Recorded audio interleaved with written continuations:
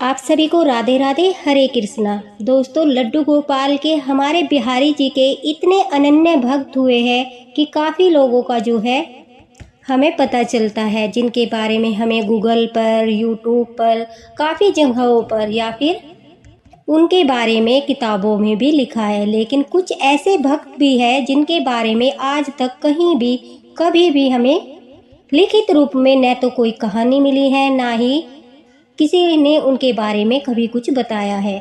मथुरा में एक कुब्जा माता रहती थी। वो लड्डू गोपाल की अनन्य भक्त थी। बिहारी जी का उन पर बड़ा ही आशीर्वाद था। कहते हैं कि वो मैया जो थी, कुब्जा मैया, वो लोगों का फ्री में उपचार करती थी। और किस प्रकार की बीमारी का उपचार करती थी? दरअसल वो मैया पहले, काफ़ी समय पहले जो है, एक तरह की बीमारी होती थी जिसे बेल कहा जाता था, या फिर गले में गांठ होती थी। उसे औषधियों द्वारा पकाकर उसे बाहर निकाला जाता था और उस बीमारी का उपचार किया जाता था। और जिसके हाथों में बोलते हैं सत होता था, वो ही औषधि बनाकर उस बीमारी का उपचार करता था। जो ये कुब्जा मैया थी, इनके हाथों में काफ़ी सत था। ये औषधि बनाती थी। औषधि बनाकर जो है फ्री में, बिल्कुल फ्री लोगों का उपचार करती थी, सेवा भाव रखती थी। बिहारी जी की अनन्य भक्ति और लड्डू गोपाल की सेवा किया करती थी। लड्डू गोपाल भी कुब्जा मैया से काफ़ी प्रेम करते थे। कहते हैं कि कुब्जा मैया के साथ लड्डू गोपाल बातें भी करते थे। वह हमेशा लड्डू गोपाल को जो है अपने पुत्र रूप में ही सेवा करती थी और उनसे हमेशा कहती थी कि तुम्हें जो भी परेशानी हो, जो भी समस्या हो, तो मुझे अवश्य बताना, क्योंकि मैं तुम्हारी मैया हूँ। वह ऐसा भाव रखती थी मानो कि वह यशोदा मैया हो। उनके भक्ति भाव से, उनके सेवा भाव से ठाकुर जी भी काफ़ी प्रसन्न थे। जब भी कुब्जा मैया जो थी वो किसी का भी इलाज करती, उसे तुरंत आराम मिल जाता था और बीमारी से जो है छुटकारा पा जाते थे। तो काफ़ी दूर दूर से लोग उनके पास इलाज के लिए आते थे। तो पुराने समय की बात है, इसलिए जो है, जो मैंने अभी बताया है, कुछ लोग इनके बारे में जानते हैं, कुछ लोग इनके बारे में नहीं जानते। क्योंकि बड़े बड़े जो भक्त हुए हैं, जिन्होंने ग्रंथ वगैरह लिखे हैं या फिर कोई चमत्कार किए हैं, उन सब का जो है व्याख्यान हमें किताबों में मिल जाता है, गूगल पर मिल जाता है, या फिर यूट्यूब पर कोई उनकी स्टोरी शेयर कर देता है। लेकिन कुछ ऐसे भक्त भी हैं जिनके बारे में कभी कुछ नहीं बताया गया, और वे ऐसे अनन्य भक्त हुए कि स्वयं ठाकुर जी ने उन्हें साक्षात दर्शन दिए, उनके साथ बातें की।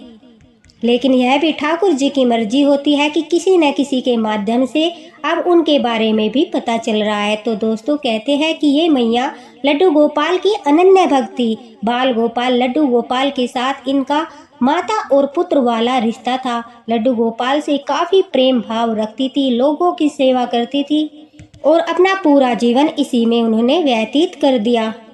कुब्जा मैया की कोई संतान नहीं थी, इसलिए इन्होंने सेवा भाव को चुना। लोगों की सेवा करना अपना धर्म समझा।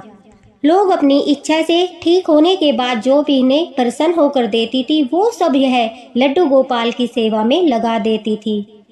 इन्हें धन का कोई लोभ नहीं था, न ही किसी प्रकार की कोई इच्छा थी।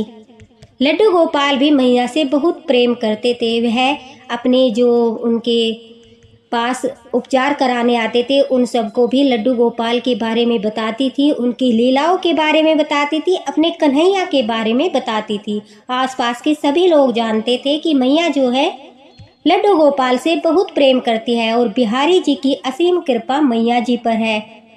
तो एक बार उनके जीवन में एक ऐसी घटना घटी जिसे सुनकर आप ही आश्चर्यचकित हो जाओगे। दरअसल क्या हुआ था, समय बढ़ते बढ़ते जो है मैया बूढ़ी होने लगी, उनकी आंखें कमजोर हो गई, उन्हें दिखाई देना कम हो गया। लेकिन उन्होंने अपना सेवा भाव, भक्ति भाव कम नहीं किया। वह लड्डू गोपाल की निरंतर सेवा करती थी। सुबह को स्नान कराना, जो भी रूटीन था, पूरे क्रम से करती थी। और जो वह औषधि लोगों के लिए बनाती थी, उसमें एक, जिसको हम नीला थोता कहते हैं, जहर का काम करता है, उसका भी प्रयोग किया जाता था।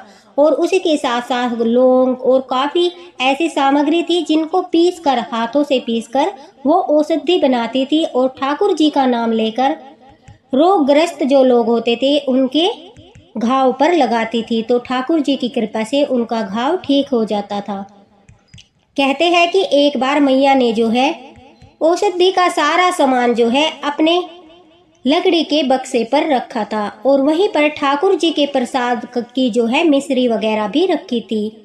अब उन्हें दिखाई कम देता था तो इस वजह से जब शाम के समय लड्डू गोपाल को भोग लगाने का समय हुआ तो उन्होंने जो है दूध में मिश्री की जगह उस जहर को मिला दिया। उन्हें लगा कि जैसे वो मिश्री उठा रही है, क्योंकि लाइट नहीं थी, पुराने समय की बात थी और मैया को दिखाई भी कम देता था। इस वजह से जो है उन्होंने मिश्री की जगह जो है उस नीले थोते को उठाकर उस दूध में मिक्स कर दिया और लड्डू गोपाल जी को उसका भोग लगाकर उन्हें विश्राम करा के अपने आप भी आराम करने के लिए चली गई।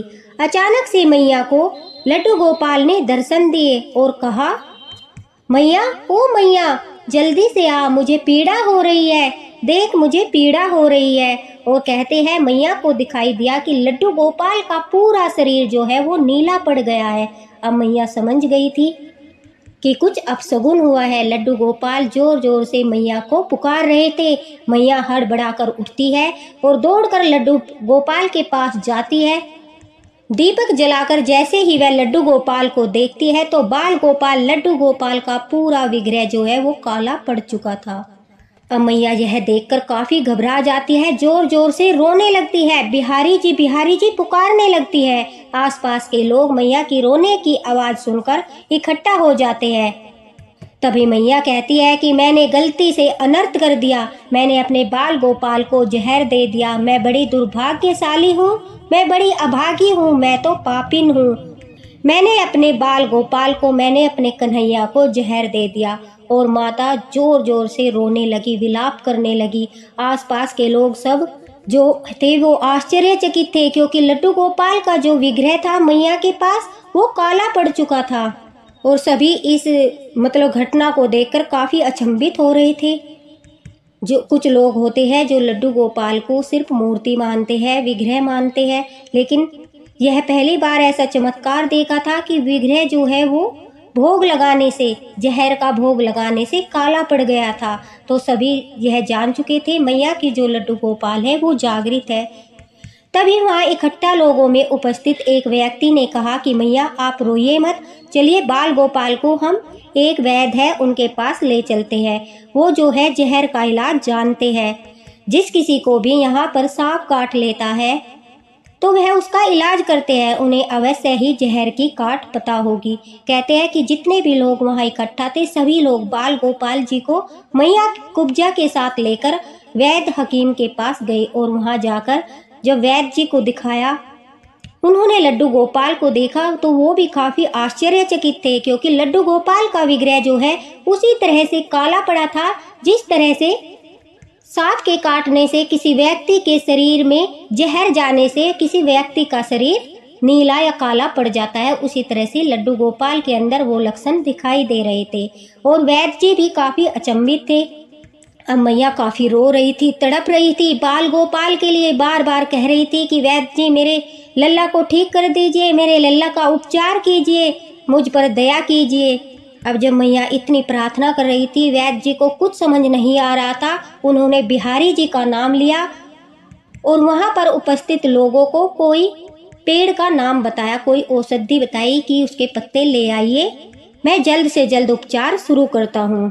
कहते हैं कि वैद्य जी ने उन्हें, बिहारी जी ने जो रास्ता दिखाया, पहले लड्डू गोपाल पर चंदन का लेप किया, फिर उनके ऊपर बेलपत्र के पत्ते बांध दिए, उसके बाद उन्हें औषधियाँ डालकर धुमनी दी गई। लड्डू गोपाल का उपचार किया गया, जैसे कि जहर को उतारने के लिए वैद्य जी उपचार करते थे। वैसे तो वह जिस व्यक्ति के अंदर सांप काटे का जहर चढ़ता था वह उस स्थान को काटकर जहर को निकालने में सफल होते थे, लेकिन लड्डू गोपाल अब विग्रह है, यह तो संभव नहीं था। तो उन्होंने जो बाकी का उपचार था बिहारी जी का ध्यान लगाकर वो देना शुरू किया। लड्डू गोपाल को चंदन का लेप लगाया, बेलपत्र के पत्ते बांधे, औषधियाँ डालकर उन्हें जो धुमनी वगैरह दी गई। कहते हैं लगातार 3 दिन तक बाल गोपाल लड्डू गोपाल का वहाँ पर उपचार चला। मैया के साथ साथ आसपास के लोग भी वहाँ पर इकट्ठा होते रहे लड्डू गोपाल का उपचार देखने के लिए। और जैसे जैसे उपचार हो रहा था, धीरे धीरे लड्डू गोपाल जी का विग्रह जो है वो अपने वास्तविक प्रतिरूप में आ रहा था, मतलब जहर का असर खत्म हो रहा था। और यह चमत्कार देखकर सभी लोग अचंभित थे। सभी लोग ठाकुर जी की जय बोल रहे थे, बिहारी जी की जय बोल रहे थे। और मैया भी बार बार बाल गोपाल से बात कर रही थी। वह सभी को बता रही थी कि अब बाल गोपाल कह रहे हैं उन्हें काफी आराम है, अब मेरे गोपाल को आराम है, अब वह सुरक्षित है, अब उन्हें अच्छा लग रहा है। कहते हैं 3-4 दिन में लड्डू गोपाल का वो विग्रह बिल्कुल पूरी तरह से अपने पहले वाले रूप में आ गया। जो वो काला पड़ गया था वो बिल्कुल अपने रूप में आ गया। और यह किसी चमत्कार से कम नहीं था। सभी लोगों ने लड्डू गोपाल के इस चमत्कार को अपनी आंखों से देखा। मैया के भक्ति भाव को देखा कि वह किस प्रकार से लड्डू गोपाल को देखकर तड़प रही थी, रो रही थी, विलाप कर रही थी, ठाकुर जी से प्रार्थना कर रही थी, अपनी गलती के लिए पश्चाताप कर रही थी। अब जब कोई भक्त अपनी गलती के लिए पश्चाताप करता है, ठाकुर जी से माफ़ी मांगता है और उनके लिए इतना चिंतित हो जाता है कि आधी रात को उन्हें उपचार के लिए लेकर भागने लगता है, तो अपने भक्त के ऐसे भाव को देखकर ठाकुर जी भी प्रसन्न होते हैं। कहते हैं कि कुब्जा मैया ने काफ़ी समय तक मथुरा में रहकर ही लड्डू गोपाल की सेवा की। दूर दूर से लोग उनके लड्डू गोपाल की दर्शन करने आते थे। मैया के हाथों में ऐसा जादू था, वह जिस किसी का भी उपचार करती थी वह जल्दी ही स्वस्थ हो जाता था। बिहारी जी की असीम कृपा उनके ऊपर थी। धीरे धीरे समय बीतने लगा और कहते हैं कि कुछ समय के पश्चात एक दिन वो मैया और लड्डू गोपाल अचानक से न जाने कहाँ अंतर्ध्यान हो गए कि आज तक उनके बारे में किसी को कुछ नहीं पता कि मैया कहाँ गई, लड्डू गोपाल कहाँ गए, कोई नहीं जानता। सब यह ठाकुर जी की लीला समझते हैं कि वह यह बताने आए थे, जो लोग मेरे विग्रह की सच्चे मन से सेवा करते हैं मैं पूर्ण रूप से उसमें स्थापित रहता हूँ।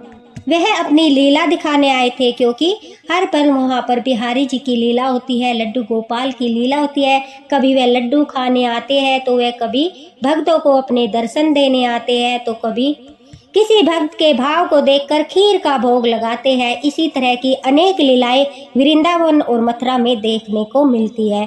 कुछ लोगों का मानना है कि वो मैया जो है बिहारी जी में ही समा गई। वो दर्शन करने के लिए गई थी तो वह उस समय वहां पर बिहारी जी में ही समा गई, क्योंकि वह उनके अनन्य भक्त थी और उनके आदेश का पालन करने के लिए, वह लोगों की सेवा करने के लिए और कुछ समय जो अपना है वो पृथ्वी पर काटने के लिए आई थी। वह अवश्य ही कोई ठाकुर जी की गण थी जो मनुष्य योनि में आकर अपना समय व्यतीत करके गई है।